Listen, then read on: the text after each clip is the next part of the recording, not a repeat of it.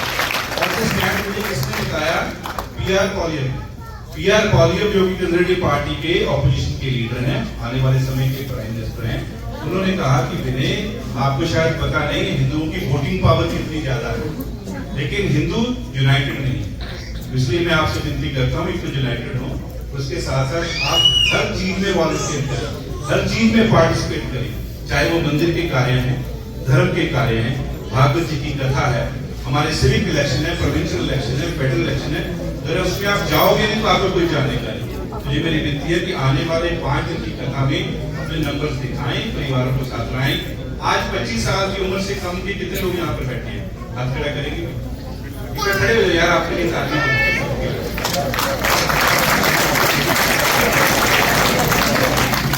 की बात की थी कि जो एक मिशन बने ठाकुर देवी नंदन जी, तो हम जो इस उम्र के लोग हैं, हम धर्म को जोड़े, ये बहुत इंपॉर्टेंट है हम के लिए। तो यही न्यूज़ है जो हमें रिप्रेजेंट करने वाला है। और मैं धन्यवाद करना चाहता हूँ।